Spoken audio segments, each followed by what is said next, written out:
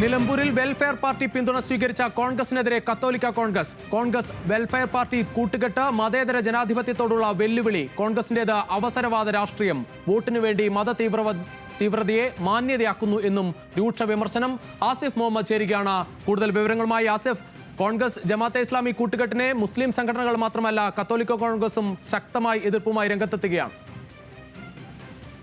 തീർച്ചയായും താമരശ്ശേരി രൂപതയിലെ കത്തോലിക്ക കോൺഗ്രസ് ആണ് ഇതുമായി ഇപ്പോൾ പ്രതികരണം നടത്തിയിട്ടുള്ളത്.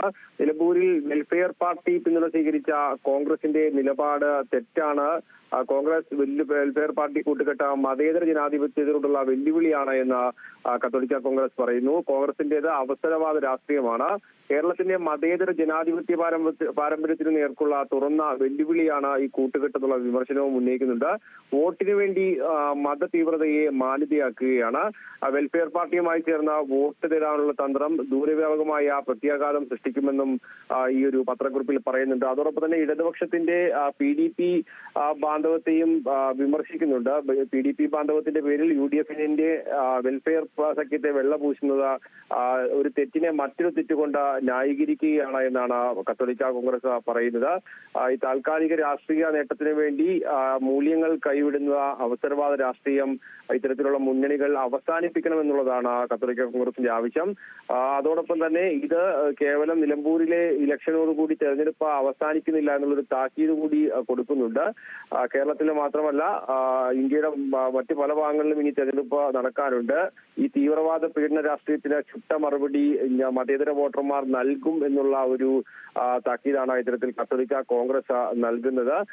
എന്തായാലും പൊളിറ്റിക്കൽ ഇസ്ലാമിക തീവ്രത എന്താണെന്ന് പൊതുജനം തിരിച്ചറിയുന്ന ഒരു കാലമാണ് ഇതെന്ന് മറക്കരുത്. ഈ കാലത്താണ് ഇത്തരത്തിലുള്ള സംഘടനകളുമായി ചേരുന്നത് എന്നുള്ള കാര്യമടക്കം എടുത്തു പറഞ്ഞുകൊണ്ടാണ് ഇപ്പോൾ കത്തോലിക്ക കോൺഗ്രസിന്റെ താമരശ്ശേരി രൂപത ഡയറക്ടർ ഫാദർ മാത്യു തൂമുള്ളിലും മറ്റും പുറത്തിറക്കിയ പത്രക്കുറിപ്പിൽ വ്യക്തമാകുന്നത്. 12% ക്രിസ്ത്യൻ വോട്ടുള്ള ഒരു മണ്ഡലം കൂടിയാണ്. അതുകൊണ്ട് തന്നെ കത്തോലിക്ക കോൺഗ്രസിന്റെ വിമർശനം ഇരു മുന്നണികളും അത് സസൂക്ഷ്മം നോക്കുന്നുണ്ടാകും. തീർച്ചയായും നമുക്ക് അങ്ങനെ കരുതേണ്ടി വരും. കാരണം ഈ ഒരു സമയം നിലമ്പൂർ ഇലക്ഷനുമായി ബന്ധപ്പെട്ട് ഓരോ സമുദായത്തിൽ നിന്നും അതുമായി ബന്ധപ്പെട്ട സംഘടനകൾ പ്രതികരിക്കുന്നത് രാഷ്ട്രീയ പാർട്ടികളെ സംബന്ധിച്ചോളം വളരെ പ്രധാനപ്പെട്ടതാണ്. അത് 10%-ലേറെ വോട്ട് ക്രൈസ്തവ വിഭാഗത്തിന് ഉണ്ട് എന്നുള്ളതും ഒരു പ്രധാനപ്പെട്ട ഒരു കാര്യമാണ്.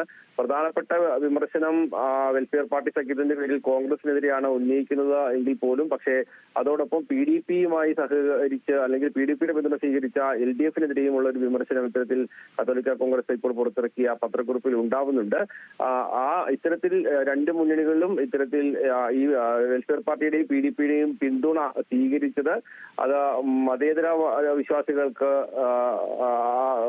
ഭൂഷണമാകുന്ന തരത്തിലുള്ള നിലപാടല്ല എന്നുള്ളതാണ് എന്തായാലും ചൂണ്ടിക്കാണിക്കുന്നത്. നിലമ്പൂരിൽ വിജയിക്കാനായി മതരാഷ്ട്രവാദികളുമായി കൈകോർക്കുമ്പോൾ കേരളത്തിൽ മാത്രമല്ല അത് ഭാരതത്തിന്റെ തന്നെ പലയിടങ്ങളിലും സ്വയം അപ്രസക്തരാകാനാണ് ഇത്തരത്തിലുള്ള കൂട്ടുകൊണ്ട് രാഷ്ട്രീയ പാർട്ടികൾക്ക് കഴിയുന്നത് എന്നുള്ളൊരു വിമർശനമാണ് ഏതായാലും കത്തോലിക്ക കോൺഗ്രസ് മുന്നോട്ട് പോകുന്നത്. ഈ തീവ്രവാദ പീഡന രാഷ്ട്രീയത്തിന് ജനങ്ങൾ മതേതര വോട്ടർമാർ ചുട്ട മറുപടി നൽകും എന്നുള്ള ഒരു കാര്യം കൂടി കത്തോലിക്ക കോൺഗ്രസ് ചൂണ്ടിക്കാണിക്കുന്നുണ്ട്. ശരി ആസിഫ്, എന്തായാലും കത്തോലിക്ക കോൺഗ്രസ് ജമാഅത്തെ ഇസ്ലാമി കോൺഗ്രസ് കൂട്ടുകെട്ടിനെയും CPIM PDP കൂട്ടുകെട്ടിനെയും രൂക്ഷമായി വിമർശിക്കുകയാണ്.